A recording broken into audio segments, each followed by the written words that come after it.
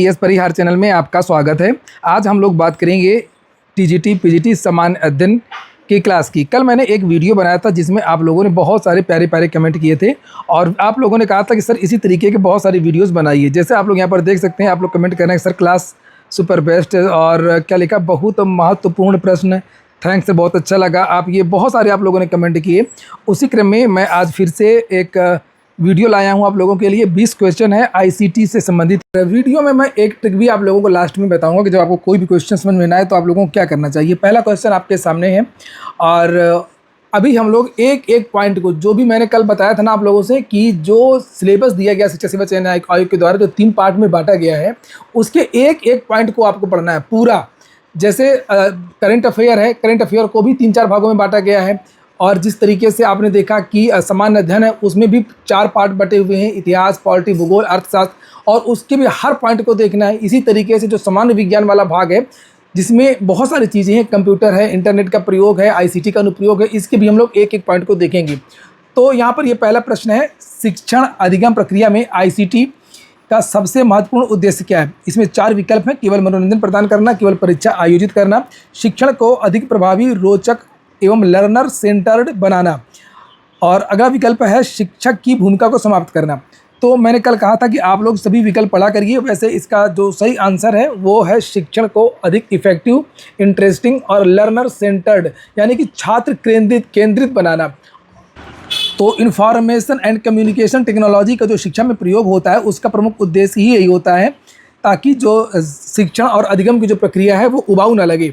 और इसमें multimedia, digital content और इंटरैक्टिव एक्टिविटीज़ के माध्यम से विद्यार्थियों को एक्टिवली जो है लर्निंग करवाई जाती है। इसके बाद में दूसरा क्वेश्चन है, वीडियो को पूरा देखिएगा, एक एक क्वेश्चन बहुत अधिक महत्वपूर्ण है। दूसरा है, निम्न में कौन सा आईसीटी का शिक्षण में प्रत्यक्ष अनुप्रयोग है। पावर पॉइंट प्रेजेंटेशन द्वारा पाठ प्रस्तुत करना, या विद्यालय की दीवारों पर चित्र बनाना। इसमें इंफॉर्मेशन एंड कम्युनिकेशन टेक्नोलॉजी का क्या मतलब है, इसमें कुछ है ही नहीं है। सीधी बात है कि पीपीटी जो बनती है, प्रेजेंटेशन के द्वारा विद्यार्थियों को पढ़ाया जाता है, विजुअल माध्यम से और टेक्स्ट के माध्यम से, इमेज के माध्यम से, ऑडियो वीडियो सब कुछ होता है पावर पॉइंट में। तो इसका ऑप्शन ए सही होगा। इसके बाद में अगला जो क्वेश्चन कि आईसीटी का प्रयोग व्यक्तिगत अधिगम यानी इंडिविजुअलाइज्ड लर्निंग में किस प्रकार सहायक है। 4 विकल्प है, चारों को आप लोग पढ़ लीजिए, बिल्कुल आसान है। सभी विद्यार्थियों को समान कार्य देकर, इसका कोई मतलब नहीं आईसीटी से विद्यार्थियों को अपनी गति से सीखने की सुविधा देकर, या केवल शिक्षक को लेक्चर देकर, या ऑफलाइन परीक्षा। तो जो आईसीटी की जो लर्निंग प्रणाली होती है, ये विद्यार्थियों को अपनी गति के हिसाब से सीखने की सुविधा देती है, याद रखिएगा। इसीलिए ये ज़्यादा रोचक भी है। इंडिविजुअलाइज्ड लर्निंग को ये बढ़ावा देता है क्योंकि विद्यार्थी अपनी लर्निंग पेस के अनुसार आगे बढ़ सकता है। इससे सेल्फ पेस्ड लर्निंग को बढ़ावा मिलता है। अगला क्वेश्चन है, चौथा नंबर, ऑनलाइन क्विज में उत्तर देने के तुरंत बाद विद्यार्थी को सही उत्तर की जानकारी मिलती है। यह आईसीटी के किस लाभ को दर्शाता है। यहाँ पर 4 विकल्प हैं, दूरस्थ शिक्षा, डिजिटल संग्रहण, सहयोगात्मक अधिगम, त्वरित फीडबैक। तो सीधी सी बात है, ऑनलाइन क्विज में तुरंत फीडबैक मिल जाता है आप लोगों को। तो इसका ऑप्शन डी सही होगा, त्वरित फीडबैक। ऑनलाइन असेसमेंट में विद्यार्थियों को तुरंत फीडबैक मिलने से वह अपनी गलतियों को तुरंत पहचान लेता है और मालूम हो जाता है कि उसका कौन सा पोर्शन वीक है, कौन सा स्ट्रांग। इसके बाद में अगला क्वेश्चन है, स्मार्ट क्लासरूम में आईसीटी का कौन सा उपकरण शिक्षण को अधिक दृश्यात्मक बनाने में विशेष रूप से उपयोगी है। स्टेपलर, रजिस्टर, चाकबोर्ड, प्रोजेक्टर या इंटरैक्टिव डिस्प्ले। सीधी सी बात है, प्रोजेक्टर और इंटरैक्टिव डिस्प्ले ही इसका सही आंसर होगा, चूँकि इसमें प्रोजेक्टर और इंटरैक्टिव डिस्प्ले जो होता है, जिसमें चित्र चलते रहते हैं, उसमें इमेज भी रहते हैं, वीडियो भी रहते हैं, प्रेजेंटेशन वगैरह रहता है, डायग्राम वगैरह होता है। ये विद्यार्थियों को दिखाए जा सकते हैं, बहुत अच्छी तरीके से चीज़ें समझाई जा सकती हैं, इसलिए स्मार्ट क्लास में प्रोजेक्टर उपयोगी है। इसके बाद में अगला जो क्वेश्चन, हाँ, निम्न में से कौन ई लर्निंग का उदाहरण है। केवल कक्षा में लेक्चर सुनना, ऑनलाइन वीडियो देख करके डिजिटल सामग्री से अध्ययन करना, केवल पुस्तकालय में पुस्तकें पढ़ना, केवल मौखिक परीक्षा देना।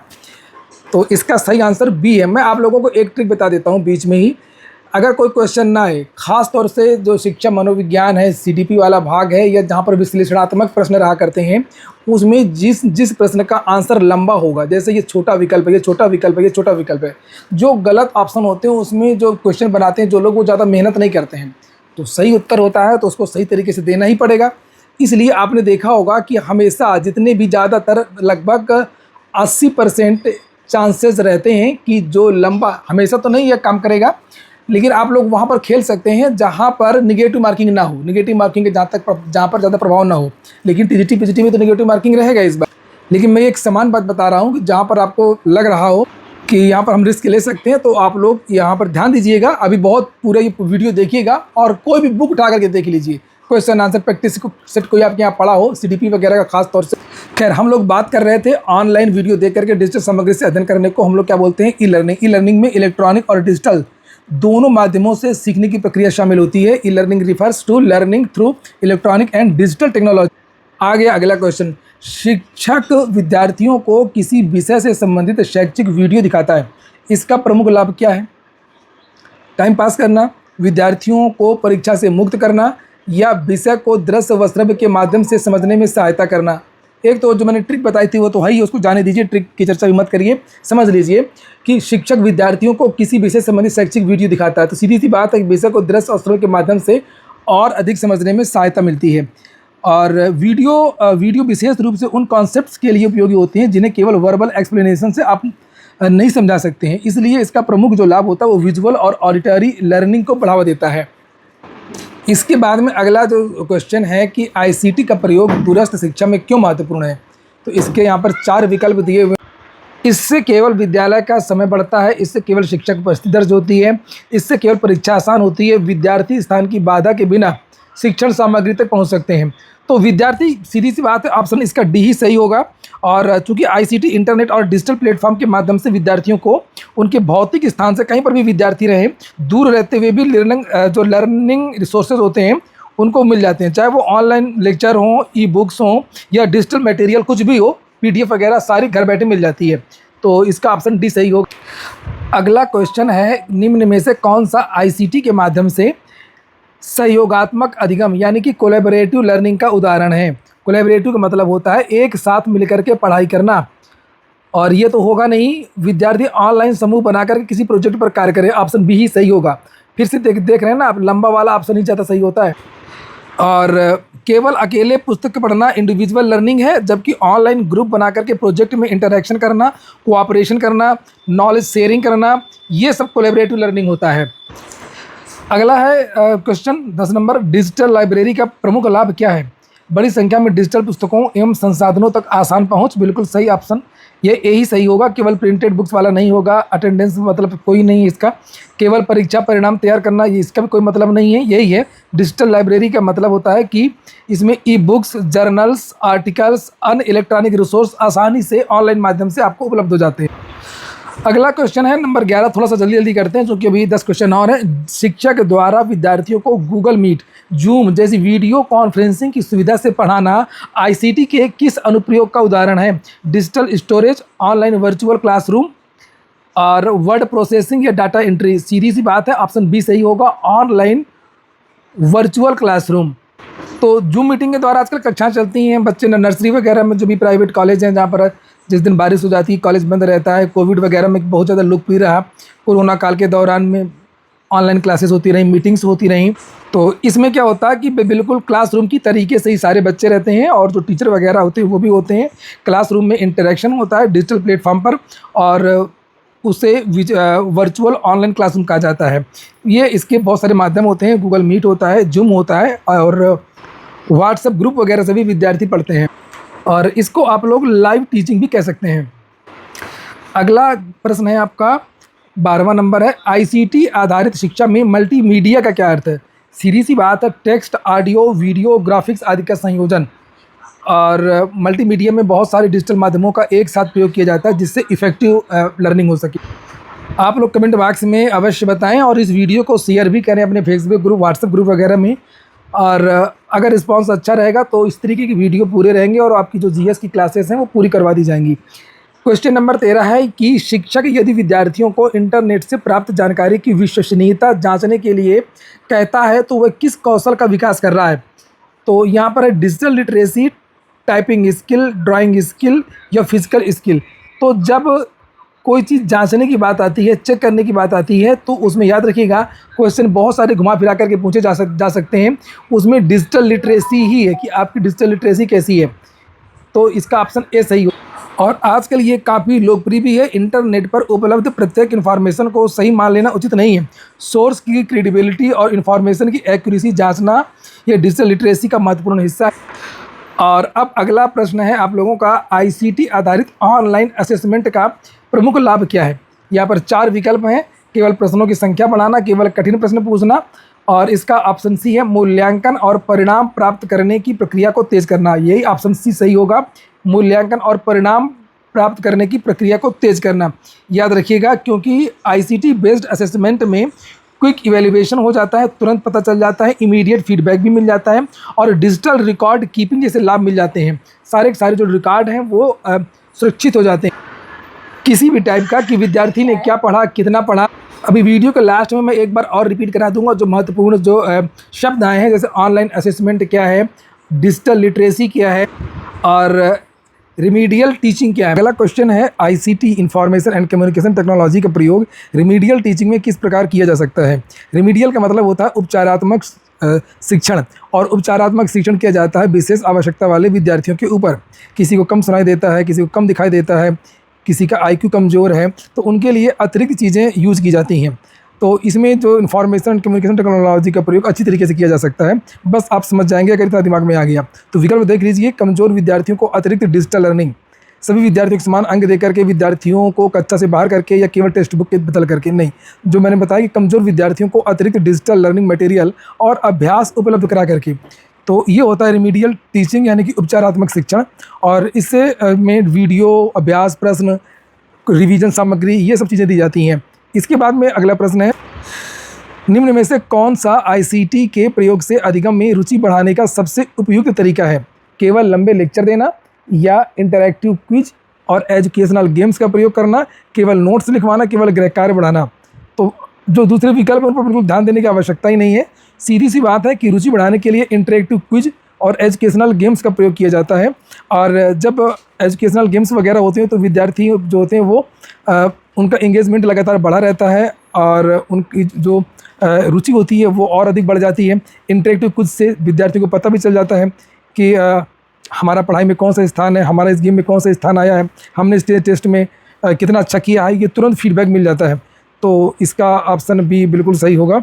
इसके बाद अगला क्वेश्चन है, आईसीटी में ईमेल का शैक्षिक उपयोग मुख्यतः किसके लिए किया जाता है। मनोरंजन के लिए ईमेल का प्रयोग तो नहीं होगा, परीक्षा के लिए भी ईमेल का कोई मतलब नहीं है, शिक्षक और विद्यार्थियों के बीच सूचना और अध्ययन सामग्री साझा करने के लिए बिल्कुल सही ऑप्शन है। इसमें तो कुछ ज़्यादा डिस्क्राइब करने की आवश्यकता नहीं है। हम लोग अगला प्रश्न देखते हैं। 18, यदि शिक्षक किसी कठिन अवधारणा को एनिमेशन के माध्यम से समझाता है तो आईसीटी का कौन सा लाभ प्रमुख रूप से दिखाई देगा। अवधारणा का दृश्यात्मक एवं क्रमबद्ध प्रस्तुतिकरण, सही बात है, इसमें भी ज़्यादा क्लियर करने की आवश्यकता नहीं। इसके बाद में आपका आ गया है 19वां क्वेश्चन है, आईसीटी के प्रभावी प्रयोग के लिए शिक्षक के लिए निम्न में से कौन सी बातें आवश्यक हैं। केवल महंगे उपकरणों की उपलब्धता नहीं, केवल तेज इंटरनेट नहीं, केवल कंप्यूटर का ज्ञान नहीं। आईसीटी उपकरणों का शैक्षिक उद्देश्यों के अनुसार उचित चयन एवं प्रयोग, कौन सा उपकरण का प्रयोग कहाँ पर करेंगे इसका ज्ञान होना चाहिए एक शिक्षक को।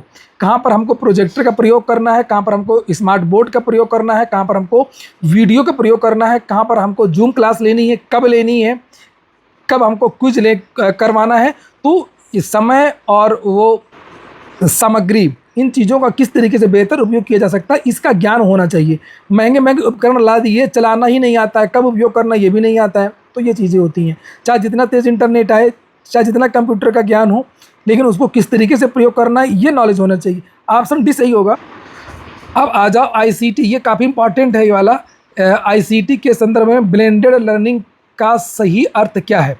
केवल ऑनलाइन लर्निंग, केवल ट्रेडिशनल क्लासरूम टीचिंग, केवल रिकॉर्डेड लेक्चर देखना, या पारंपरिक कच्चा शिक्षण और ऑनलाइन डिजिटल लर्निंग का संयोजन। याद कर लेना, ब्लेंडेड का अर्थ होता है मिश्रित, इसका अर्थ होता है मिश्रित। परंपरागत जिस तरीके की क्लासेस होती हैं उसी तरीके की क्लास होती है, लेकिन हर बच्चे के पास में इंटरनेट होता है। ये जैसे आईआईटी या एमबीए या जो बहुत अधिक स्मार्ट क्लासेस होती हैं वहाँ पर इस तरीके की पढ़ाई होती है लैपटॉप के द्वारा। टीचर भी उसी क्लास में रहता है, सारे विद्यार्थियों के पास में अपना टैब वगैरह रहते हैं और वो इंटरनेट के माध्यम से भी जानकारियाँ लेते हैं और क्लास में जो टीचर है वो बताता भी रहता है, मार्गदर्शन भी देता रहता है। देखिए जो आईसीटी होता है ना, वो जो शिक्षक होता है उसका काम कम नहीं करता है, उसके काम को और अधिक प्रभावी बनाता है और उसको अच्छे तरीके से प्रस्तुत करता है। वो केवल एक तरीके से सहयोगी का काम करता है। अगर कोई सोचे कि नहीं इंफॉर्मेशन एंड कम्युनिकेशन टेक्नोलॉजी से टीचर का काम समाप्त हो जाएगा, तो कदापि समाप्त नहीं होगा। इस टॉपिक में कुछ खास चीज़ें आई हैं, तो ज़रा मैं आपको लोगों रिपीट करवा देता हूँ। जैसे एक शब्द था ई लर्निंग। ई लर्निंग का मतलब होता है डिजिटल और इलेक्ट्रॉनिक माध्यम से लर्निंग करवाना। और एक शब्द आया था डिजिटल लिटरेसी, डिजिटल इन्फॉर्मेशन को खोजना, समझना और इवेलुएट करना। मल्टीमीडिया का समझते ही टेक्स्ट, ऑडियो, वीडियो, ग्राफिक्स वगैरह। कोलैबोरेटिव लर्निंग भी बीच में आया था। कोलैबोरेटिव का मतलब होता है मिल करके पढ़ाई करना। घुमा फिरा कर कोई क्वेश्चन आए तो समझ जाइएगा आप लोग। इंडिविजुअल लर्निंग का होता है कि अपनी गति से सीखना, इंडिविजुअलाइज्ड लर्निंग। और ब्लेंडेड लर्निंग, ये तो लास्ट में जो 20वां नंबर है, इसमें ट्रेडिशनल और ऑनलाइन जो पारंपरिक क्लास होती है, ऐसे जूम मीटिंग के द्वारा नहीं। और जूम में तो टीचर कहीं और रहता है, गूगल मीट में टीचर कहीं और रहता है, लेकिन ब्लेंडेड में उसी क्लास में टीचर बैठा रहता है आपके सामने और सबके पास ऑनलाइन माध्यम भी होते हैं। तो उसमें वो लोग नेट का भी प्रयोग करते हैं और टीचर से भी पूछते हैं। इस तरीके से मिल करके पढ़ाई करते हैं, उसको कहते हैं ब्लेंडेड। अगला आ गया वर्चुअल क्लासरूम। तो वर्चुअल क्लासरूम होती है आप लोगों की, जो ये गूगल मीट होता है और जूम मीट होता है, इसको वर्चुअल क्लासरूम कहते हैं। इंटरनेट पर रियल टाइम टीचिंग होती है। इस टॉपिक में एक और शब्द आया था रिमीडियल। रेमीडियल मतलब था उपचारात्मक। तो ये होता है विशेष विद्यार्थियों के लिए, लर्निंग की जो डिफ़िकल्टीज़ होती हैं उसको दूर करने के लिए अतिरिक्त सहायता प्रदान की जाती है, तो उसको कहते हैं रिमीडियल टीचिंग। आपको आज की क्लास कैसी लगी आप लोग कमेंट बॉक्स में अवश्य से बताइए। ये हो गया आज का वीडियो आपको अच्छा लगा हो कि काम का हो तो लाइक अवश्य कर दे। जिन छात्रों ने चैनल को सब्सक्राइब न किया हो सब्सक्राइब कर ले। पूरा वीडियो सुनने के लिए बहुत बहुत धन्यवाद।